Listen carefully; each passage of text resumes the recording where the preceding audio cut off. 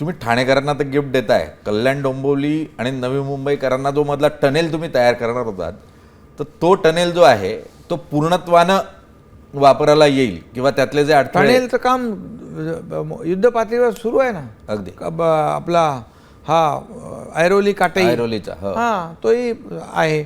पण त्याचबरोबर ठाणे ते नवी मुंबई एअरपोर्ट एलिव्हेटेड आपण हे करतोय रस्ता, त्याचंही काम सुरू होणार आहे. दुसरी गोष्ट मुंबई एअरपोर्ट ते नवी मुंबई एअरपोर्ट इथून डायरेक्ट मेट्रो आपण करतोय अंडरग्राऊंड. अरे वा, त्याचंही काम सुरू होणार आहे. Vasai Virar Alibag multi model corridor त्याचंही काम सुरू होणार आहे.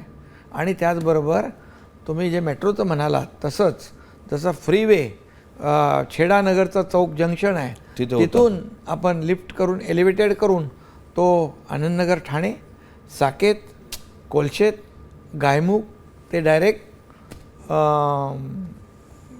आपण अहमदाबादला जातो ते फाउंटन हॉटेलचं चौक तिथपर्यंत डायरेक्ट पूर्ण घोडबंदर रोड जो आहे तो बायपास बायपास म्हणजे ठाणे शहरातली वाहतूक कोंडी पण दूर होणार आहे. अत्यंत मोठी गिफ्ट गणपतीच्या निमित्तानं एकनाथ शिंदे साहेबांनी सांगितलं ठाणेकरांचा प्रवास सुखकर होणार आहे. आणि रिंग मेट्रो वर्तुळाकार मेट्रो ठाण्याची त्यालाही मान्यता कालच्या कॅबिनेटला मान्यता अगोदरच दिली होती, पण बजेट प्रोव्हिजन देखील त्याची झाली आणि त्यालाही चालना मिळेल.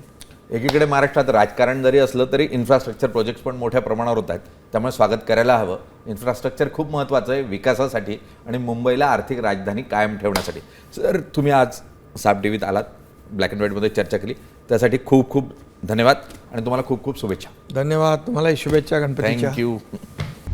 आता isakal.com आहे देशातील नंबर 1 ची मराठी न्यूज वेबसाईट. प्रत्येक अपडेटसाठी isakal.com ला नक्की भेट द्या.